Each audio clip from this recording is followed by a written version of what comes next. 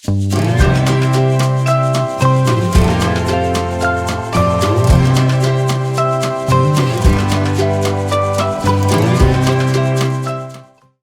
History box में खुश आमदीद।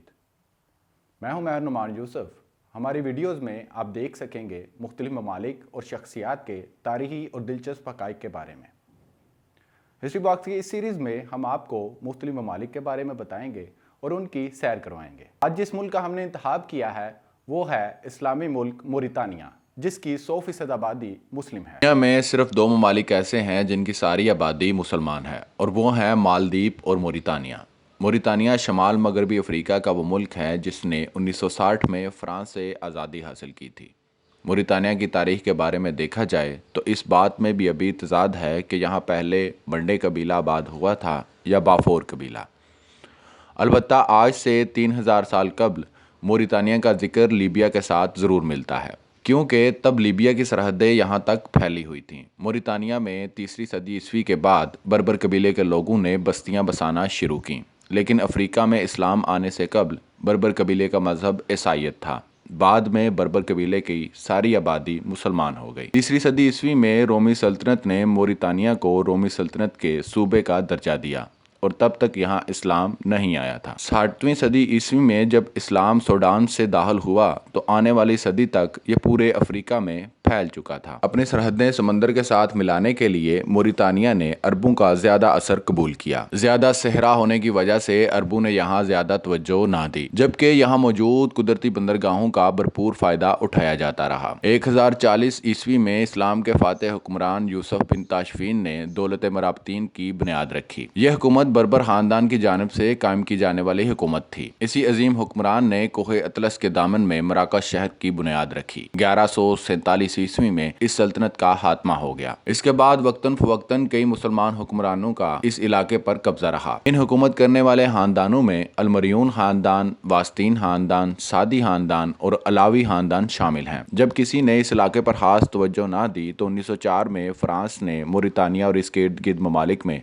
कब्जा करके अपनी कॉलोनियां बनाना शुरू कर दी। दूसरी जंग अजीम के बाद दुनिया के कई ममालिक को आज़ादी नसीब हुई। इसी दौरान मगरबी अफ्रीका पर यूरोपीय असर और रसूख कमज़ोर पड़ने लगा। 1958 ईस्वी में नई बनने वाली फ्रांसीसी हुकूमत ने बहुत से ममालिक में आज़ादी के लिए रेफरेंडम करवाया। यूँ अक्टूबर 1958 में मोरितानिया के लोगों ने अपनी आज़ादी के हक़ में वोट दिया। 28 नवंबर 1960 ईस्वी को फ्रांसीसी हुकूमत और फ़ौज ने मोरितानिया की आज़ादी को तस्लीम कर लिया और मुल्क मुकामी लोगों को सौंप दिया, लेकिन आइन फ्रांसीसी हुकूमत का ही चलता रहा। 21 जुलाई 1991 को मोरितानिया ने फ्रांसीसी आइन को ख़त्म करते हुए एक इस्लामी आइन की बुनियाद रखी। 1974 में मोरितानिया ने अरब लीग में शमूलियत अख्तियार की और इन्हीं सालों में मगरबी सहारा का तनाज़ा खड़ा हो गया। मगरबी सहारा के ज़्यादातर हिस्से पर आज भी स्पेन का कब्जा है, लेकिन मोरितानिया और मराकेश इस इलाके को अपना कहते हैं। यह खित्ता तेल की दौलत से माला माल है और यही इन ममालिक में तनाज़े की वजह है। मोरितानिया के मोहल्ले वकू की बात की जाए तो इसके मशरिक और जनूब मशरिक की जानिब माली, जनूब की जानिब सेनेगाल, शमाल और शमाल मगरिब की जानिब मगरबी सहारा, जबकि मगरिब की जानिब बहीराए शमाली ओकियानूस हैं। 2017 की रिपोर्ट के मुताबिक मोरितानिया की आबादी 43,01,000 अफराद पर मुश्तमिल थी और आबादी के हवाले से इस मुल्क का दुनिया भर में 25वां नंबर था।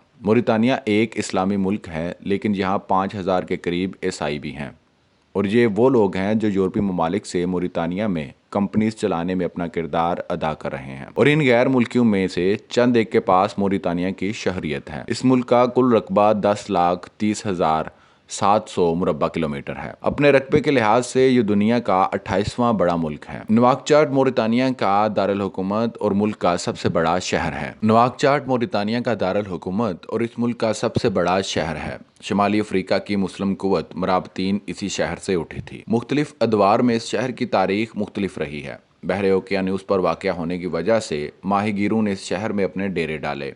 आज़ादी के 2 साल बाद 1962 में इस शहर को दारुल हुकूमत का दर्जा दिया गया। 70 की दहाई में शुमाली अफ्रीका में कहत साली के दौरान बहुत से हाना बदोशों ने शहरों की तरफ रुख किया।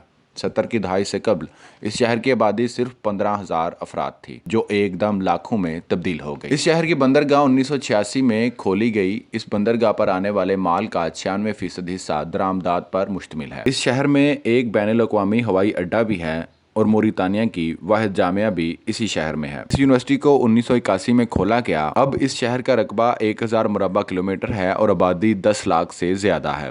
اقتصادی اور معاشی حوالے سے یہ شہر موریتانیہ کی ریڑھ کی ہڈی کی حیثیت رکھتا ہے۔ آزادی کے بعد اس ملک کا زیادہ تر انحصار مال مویشیوں اور زراعت پر تھا۔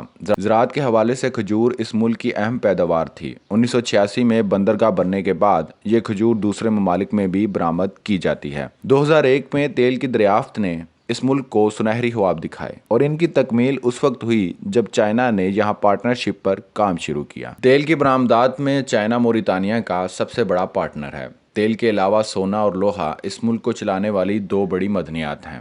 اس ملک کی 50% سے زیادہ آبادی زراعت کے شعبے سے وابستہ ہے، جبکہ ملک کی آمدنی کا 50% سے زیادہ صرف سونے اور لوہے کی برآمدات سے کمایا جاتا ہے۔ موریتانیہ وقت کے لحاظ سے پاکستان سے 5 گھنٹے پیچھے ہے اور یہ پاکستان سے 7964 کلومیٹر کی دوری پر واقع ہے۔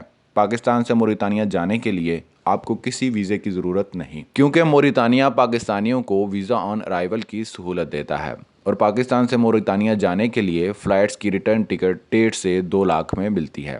کیونکہ پاکستان سے کوئی بھی فلائٹ ڈائریکٹ موریتانیہ نہیں جاتی، اس لیے دبئی میں فلائٹ تبدیل ہوتی ہے۔ آپ کسی عرب ملک سے موریتانیہ جاتے ہیں تو آپ صرف 50 سے 60 ہزار میں ریٹرن ٹکٹ حاصل کر سکتے ہیں۔ موریتانیہ کی 100% آبادی مسلم ہے۔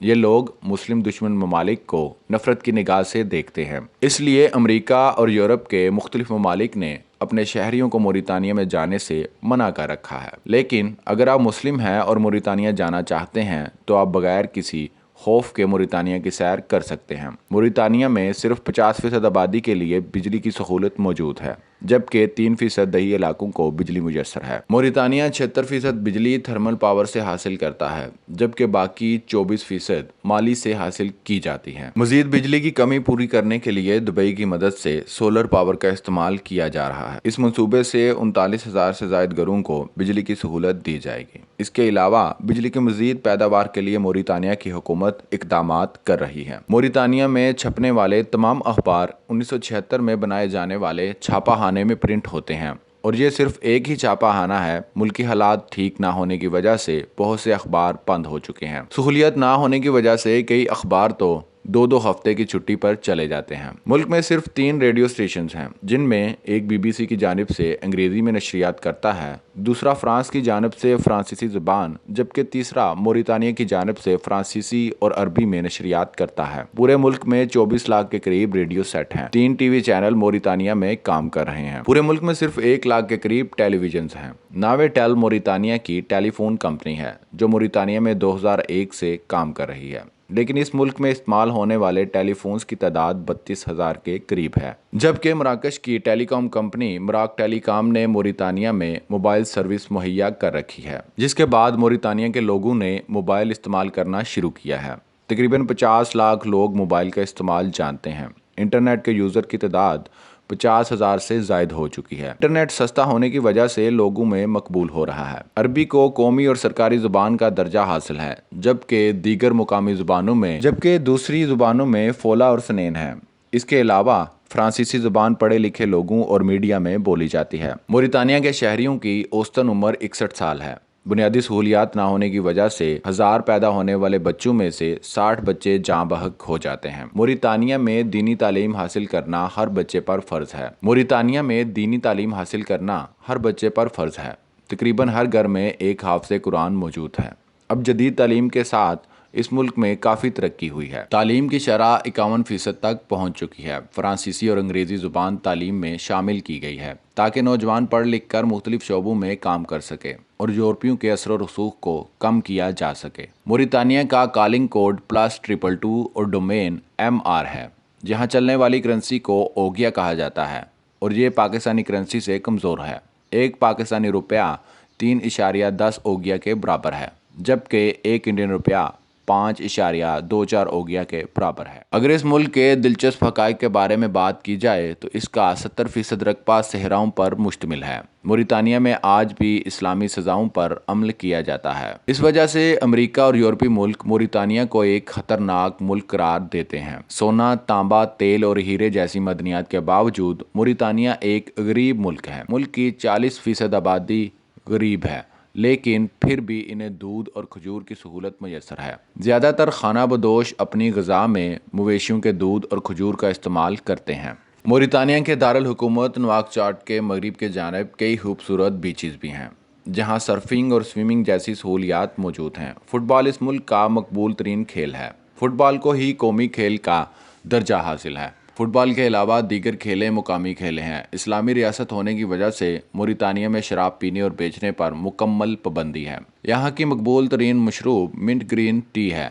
خشک کی ہوئی مچھلی، اونٹ کا گوشت اور کھجور ان لوگوں کی پسندیدہ خوراکیں ہیں۔ موریتانیہ میں آنے والے غیر ملکیوں کی تعداد 30,000 سالانہ کے قریب ہے۔ پچھلے 6-7 سالوں میں اس تعداد میں اضافہ ہوا ہے۔ جی ناظرین، یہ تھی موریتانیہ کے بارے میں ایک معلوماتی ویڈیو۔ امید ہے ویڈیو آپ کو پسند آئی ہوگی۔ ہمارے چینل کو سبسکرائب کریں، ویڈیو کو لائک کریں، شیئر کریں اور کمنٹ باکس میں اپنی رائے سے ضرور آگاہ کیجیے گا۔ تب تک کے لیے اللہ حافظ۔ دیکھتے رہیے ہمارا چینل ہسٹری باکس۔